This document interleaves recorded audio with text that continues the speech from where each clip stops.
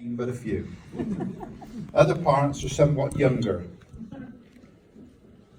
No, I've done that bit. Now I know what you're all wondering, and no, Pete assures me that that piece of his anatomy has not yet needed replacing and is still functioning perfectly adequately. Thank you very much for asking. Sadly, other parts of his body, such as his gallbladder, gave up the struggle to survive the strain put on it by the unique 6,000 calories a day eating regime, followed by Pete in his younger years. As Pete said at the time, thoroughbreds need a lot of fuel to keep at the top of their game. As far as I know, the removal of this hopelessly inadequate organ was the first of Pete's many encounters with the medical profession. A fractured skull followed, caused when a fellow Bromham Sunday Rovers team member, John Paget, who not for nothing always wore glasses during games, headed Pete's head instead of the ball when trying to score at a corner. Another unusual injury occurred when the lorry being driven by Pete down Derry Hill was completely written off when it mysteriously left the road, crashed through a hedge into a farmer's field, and eventually came to rest on its side, with Pete still in the driver's seat, with his head about 6 inches off the ground. Thinking how lucky he was to have survived the accident without injury, Pete had completely forgotten he had a passenger in the lorry, who, like Pete, was sitting horizontally in his chair, but was suspended not 6 inches, but 6 feet off the ground. Unfortunately for Pete, the passenger was Ross, who, when he couldn't hold on any longer, let go and fell 6 feet onto Pete, dislocating Pete's shoulder.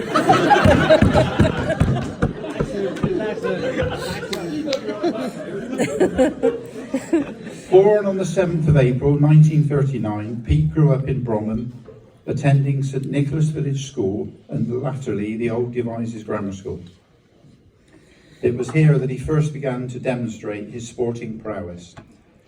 Good at all sports, Pete excelled at running and football, becoming the school and county sprint champion and taking part at the All England School Championships.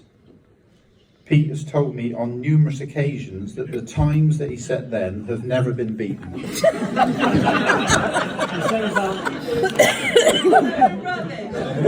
What he neglected to tell me, that these were set in the 100 and 200 yards. Distances that were replaced the year after he set his records by the 100 and 200 metres, which did make beating his time somewhat difficult. At the age of 15, Pete was offered terms to join one of the country's top football clubs, West Bromwich Albion, at the princely sum of £5 a week. Unfortunately for Pete, his father would not let him sign, as this would have meant travelling to Birmingham every weekend to play, something he wouldn't countenance. We can only guess what might have been. Paget scores the winning goal for England, has a nice ring to it, don't you think? Leaving school, Pete worked on the family farm until such time as he was called up, like most boys of his age, for national service. But Pete wasn't like most boys of his age. The vast majority of boys called up spent 2.5 years drilling, polishing, and carrying out any number of mindless tasks, such as digging holes only to fill them back in again and painting lumps of coal white. Pete, being one of the few boys called up for service who could already drive, was posted to Germany, where he became an army staff car driver.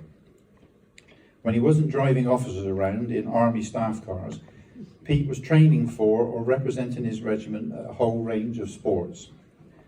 As he said to me once, it was a hard life, Ray, but somebody had to do it. In 1958, Pete met my mum, Mary, who was widowed with 2 young children, at a dance in Melksham. In early 1962, they married, and Pete became mine and my sister Lisa's stepfather at the age of 22. Pete, being Pete, made it clear to Mum from the start that football would always come first, insisting on playing football for Bromham on the afternoon of their wedding. Moving in with us in Mum's council house in Melksham, Pete quickly engineered a move to Bromham, where initially we lived at 8 Minty's Top, where Ross was born, before taking up residence at what was to become our home for many years, Brambledown in New Road. Pete kept pigs, chickens and cattle there, as well as growing vegetables on the land attached to the farm. It was while helping Pete with this work that he would pass on pearls of wisdom, which he believed laid the foundations for a successful and well-ordered life. Among these gems were hard work never hurt anyone. You can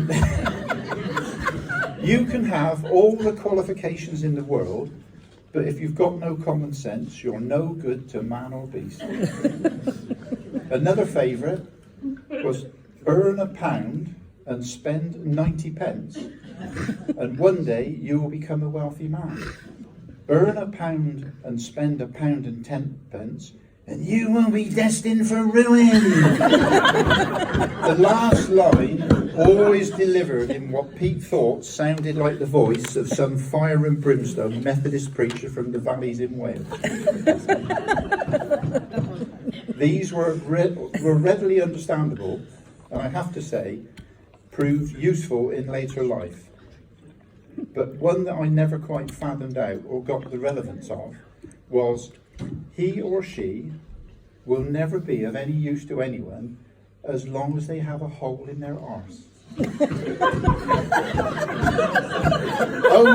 Only Pete knows the origins of that one and how you can apply it to ensure you lead a better life. Another life-shaping mantra we all learned from Pete was, be the best, which he introduced to us long before the British Army adopted it for their recruitment campaigns. Well, being the best meant just that. Second or third didn't cut it in our house, and we all spent years trying desperately to reach that elusive goal. Finally, on Sunday the 20th of April, 1969, the stars aligned and all my dreams came true. Bulwark, a Chippenham football side that I played for, met Devizes United, who had already won the league that season, in the final of the Chippenham Sunday League Cup played on Chippenham's town ground. With time ebbing away and the scores tied at 0-0, I received the ball on the edge of the Devizes penalty area and promptly smashed it past the Devizes goalkeeper, Reg the Cat Davis, into the net for what turned out to be the winning goal. Having celebrated our win in the 5 Alls pub in Chippenham until late Sunday night, I returned home to Bromham to find Pete sat in his chair with a face like thunder. Proudly, I showed him my winner's gold statue of a footballer on a stand. Well, Pete, I said, I was certainly the best today. Was he pleased? Was he buggery? Get to bed, you little bastard. You've got school in the morning. You better not miss that or there'll be hell to pay. Lying in bed that night, reflecting on the events of the day, I came to the conclusion that Pete's irrational behaviour probably had something to do with the fact that he had been the captain of the losing side, Devizes United, earlier that day. It didn't help that 2 of his brothers, Jim and Gordon, were also on the winning side that day. Strangely, after that, Pete made sure that we played in the same we always played in the same team together, both on Saturdays and Sundays, and we went on to enjoy many years playing together, both at football and at cricket, where Ross later joined us, times I look back on with very happy memories. Pete has always had a penchant for setting records, and I have selected the following that he has laid claim to over the years to give you a flavour of the variety and obscurity of some of the records that he has set. There we go.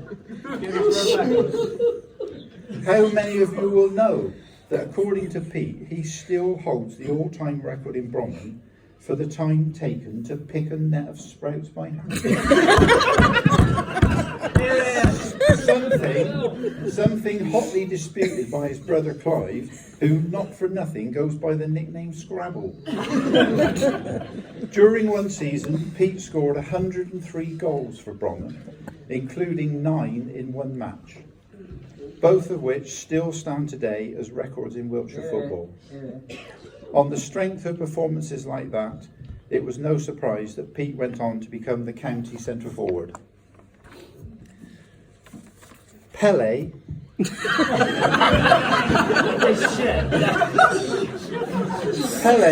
or Peel, as Pete insisted on calling him,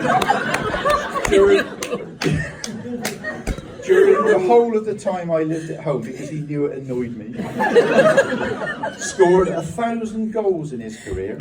Pete, of course, scored more. Pete was first elected a Bromham Parish Councillor in 1964, a total of 55 years. Another record, and since 1999 has held the office of Chairman, during which time he proudly hosted the visit to Bromham of Prince Charles and the Duchess of Cornwall. Having married Anne in 1995 and started another family, next year he will celebrate his second silver wedding. Can anyone here beat that? If not, that will be another record.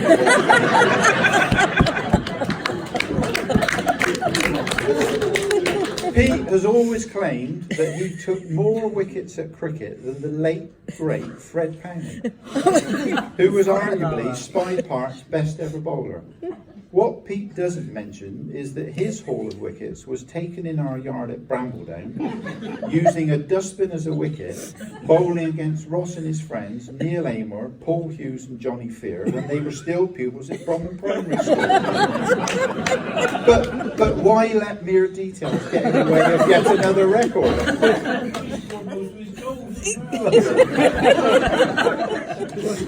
The strangest record I've heard him lay claim to is that following his major heart operation, which involved a quadruple heart bypass, he now held a new record in Bromham, as nobody had had more ruples than that.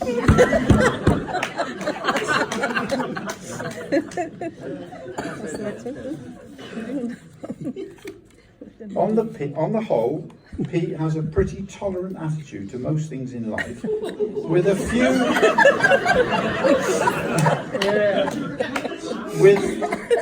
few exceptions, such as long hair, students and Germans, which was bad news for Gerhard Schertler, my long-haired exchange student from Devise's twin town, Weiblingen in Germany. Gerhard was a politics student in Germany and more than able in his immaculate English to hold his own in the many heated political debates that Pete and he had during his stay. On the day of Gerhard's departure, Pete decided he would have the last word, at the same time demonstrating to Gerhard that he was not the only one fluent in a foreign language. Drei nil, Pete suddenly proclaimed. I'm sorry, Mr. Paget, I do not understand. Why are you saying 3-0? 3-0? Grinning like a Cheshire cat, Pete explained. 3 times we've beaten you, 3 times, 1918, 1945 and 1966. First World War, Second World War and World Cup. Surprisingly, after Gerhard returned to Germany, I never heard from him again. Sensing that this upset me, Pete consoled me with the words, you know, Ray, in life, some people are just bad losers. Well, I suppose that's one way of looking at it. Early on Saturday evenings during the football season, Pete would go to the Working Men's Club to pick up a copy of the Football Pink newspaper. Considering the technology available then, this newspaper was a revelation. By 7 o'clock on a Saturday evening, you could read a detailed match report of all the games played that afternoon in Wiltshire up to half-time, and also read the final scores in each match. This was achieved by each team having their own reporter, who rushed to the nearest phone box at half-time to file their reports doing the same again at full time to phone in the final scores. Bromham's reporter was Vic Lewis, who used a motor scooter to get to the nearest phone box. As he scored in almost every match, Pete couldn't wait to read about his exploits in that evening's paper. As Vic was a near neighbour, he usually wrote extremely complimentary reports of Pete's performances, which Pete delighted in reading to us. One day, Pete returned from the workies looking really upset. "What's up, Pete?" I asked. "Quick, get your school dictionary ready. I think that Vic's insulted me in his report. He's called me Bromham's rumbustious centre forward. I'm not having that." "Ah, here we are, Pete. I found it. It says that rumbustious means swashbuckling, Errol Flynn-like." Well, what a change came over Pete. Good old Vic. I've always said he's one of the best reporters in life. It wasn't long after that Pete started sporting what looked remarkably like a pirate's beard. Pete has always done his best to see Bromham and its local shops and businesses prosper. When we lived at Brambledown, this meant that all our groceries, meat, bread, milk, eggs and general household goods had to be bought in Bromham. That was fine. What I wasn't so happy about was that this also extended to haircuts and shoe repairs. Hair had to be cut at Stivvy Powney's, who cut hair in the garden shed that doubled as his salon.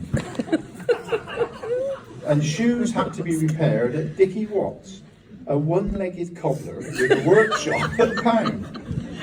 Funny that I used to think as a young lad that a cobbler should only have one shoe himself. Still, life's strange like that. It could only happen in Bromham.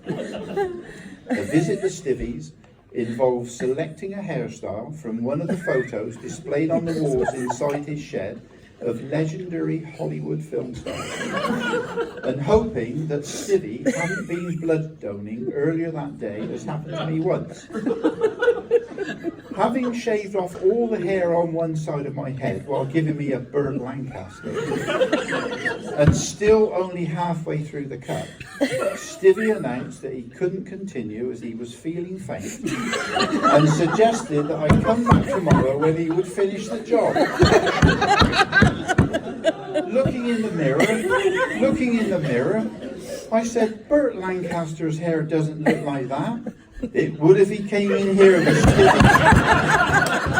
Stivvy's pithy reply. Well, can you imagine the abuse I got at school the next day from all my friends, who at the time sported fashionable Beatles haircuts? It was almost as bad as the abuse I got when Dickie Watts mended my school shoes. Dickie only kept one size replacement sole in stock, a size 10. That was fine if you happened to be a size 10, but not so good if you were in your first year at senior school and took a size 5. I had to live with the nickname Scott of the Antarctic on account of the snowshoes I appeared to be wearing on my feet until such time as I got a new pair of shoes. When I complained to Pete, he explained as only he could that these experiences were character forming. Generous to a fault, Pete has dedicated a large proportion of his life to Bromham and the people who live here. In 1966, he became treasurer of the committee set up to raise the money needed to build this wonderful building, a process that took until September 1974. The centre has gone on to become the focal point for most activities in the village today. Subsequent to this, he took on the position of chairman of the Social Centre Club, a position he held for many years. I've previously mentioned his outstanding service on the parish council and can conclude that all in all, he has done more than his bit to make Bromham the wonderful place it is to live in today.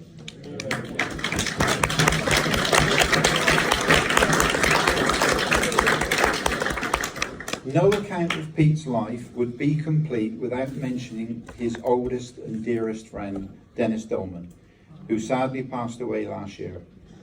I'm not going to talk about the pair's past exploits, as most of you are only too aware of these. No, I'm going to tell you about a strange dream that I had last night. In that dream, Dennis appeared.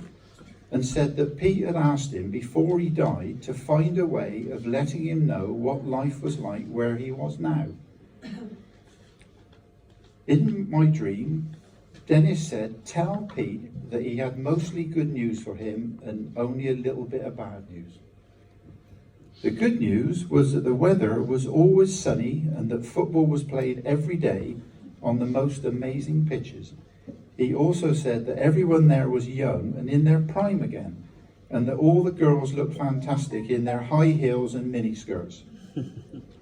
The bad news was that he had seen the team sheet for the next match, and Pete's name was on it. Only joking, no, only joking, Pat. I thought you'd like that one. He cackled as he sped from view on his moped, no doubt off to referee another celestial football match where the players called the referee sir and the refs were at his final. But I did say it was a dream. Well, enough reminiscing and frivolity. I now come to the serious bit. I'd firstly like to thank you, Pete, for laying on this fantastic evening, which we are all thoroughly enjoying.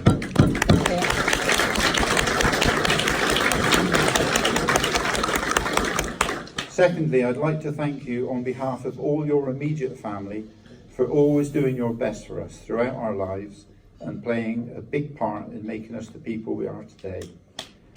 It wasn't always easy. We all know that life isn't like that, and we haven't always seen eye to eye, but I think you've done a great job and should feel really proud of what you've achieved.